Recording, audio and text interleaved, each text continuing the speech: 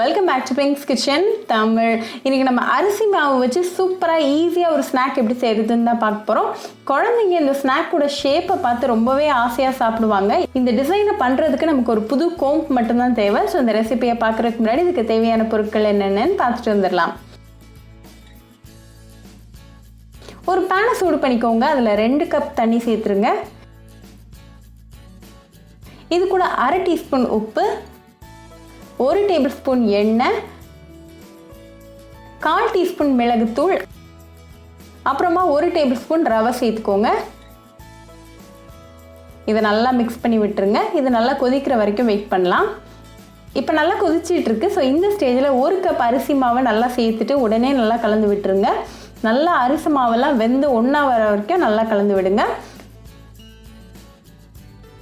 ஃப்ளேமை வந்து லோவில் வச்சுக்கோங்க.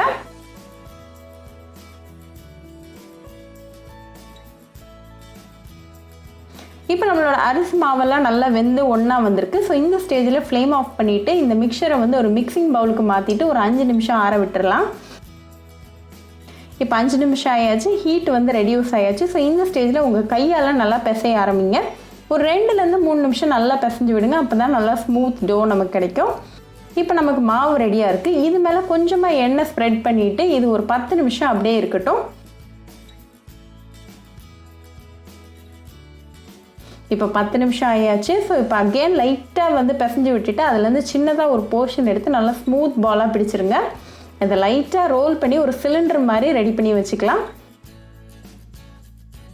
இன்றைக்கி நான் ஒரு புது கோம்ப் எடுத்திருக்கேன். இந்த பல்லுக்கு நடுவில் இருக்கக்கூடிய கேப்ஸ் வந்து கம்மியாக இருக்கணும். அப்போ தான் நமக்கு வந்து அந்த டிசைன் ரொம்ப அழகாக வரும். ஸோ அதுக்கேற்றாப்பில் நீங்கள் கோம்பை சூஸ் பண்ணிக்கோங்க.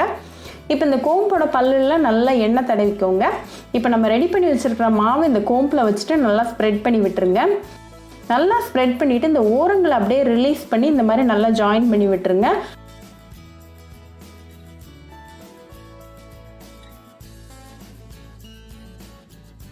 அப்புறமா லைட்டாக பெண்ட் பண்ணிவிட்டு இந்த 2 எண்ட்ஸையும் நல்லா ஜாயின் பண்ணி விட்டுருங்க. இப்போ நமக்கு நல்ல பியூட்டிஃபுல்லான ட்ராப்லெட் ஷேப் கிடைச்சாச்சு. இதே மாதிரி எல்லா அரிசி மாவு ட்ராப்லெட்ஸையும் ரெடி பண்ணி வச்சுக்கோங்க. ஒரு இரும்பு சட்டியில் தேவையான அளவுக்கு எண்ணெய் சூடு பண்ணிக்கோங்க. எண்ணெய் நல்லா சூடானதும் ஒவ்வொன்றா உள்ளே சேர்த்துருங்க. ஒரே நேரத்தில் ரொம்ப சேர்க்காதீங்க. ஒரு மீடியம் ஃப்ளேமில் ஒரு 2 நிமிஷம் நல்லா ஃப்ரை ஆகட்டும்.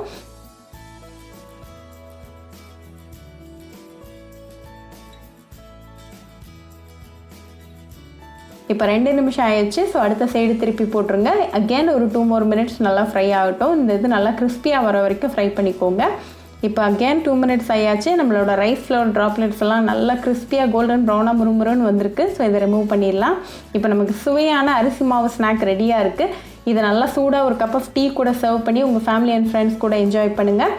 ரொம்பவே ஈஸி, குவிக் அண்ட் டெலிஷியஸான ஸ்நாக் ரெசிபி. ஸோ கண்டிப்பாக இந்த அரிசி மாவு ஸ்நாக் ரெசிபி உங்கள் வீட்டில் ட்ரை பண்ணி பாருங்கள். ட்ரை பண்ணிவிட்டு எப்படி இருந்துச்சுன்னு எனக்கு கமெண்ட்ஸில் சொல்லுங்கள். இன்னொரு சூப்பரான ரெசிபியோட உங்களுக்கு பார்க்குற வரைக்கும் பாய் ஃப்ரெண்ட்ஸ். உங்களுக்கு இந்த வீடியோ பிடிச்சிருந்தா பிங்க்ஸ் கிச்சன் தமிழுக்கு லைக் பண்ணுங்கள், ஷேர் பண்ணுங்கள், கமெண்ட் பண்ணுங்கள் அண்ட் மறக்காமல் சப்ஸ்கிரைப் பண்ணுங்கள். கூடவே பெல் ஐக்கானையும் கிளிக் பண்ணிக்கோங்க. அப்போ தான் நான் போடுற வீடியோஸ் எல்லாம் உங்கள் நோட்டிஃபிகேஷனில் வரும். உங்களுக்கு ரெசிபிஸ் இங்கிலீஷில் பார்க்கணும்னா பிங்க்ஸ் கிச்சன் சேனலை பாருங்கள். சேனலோட லிங்க் நான் அந்த டிஸ்கிரிப்ஷன் பாக்ஸில் கொடுக்குறேன். மறக்காமல் செக் பண்ணுங்கள்.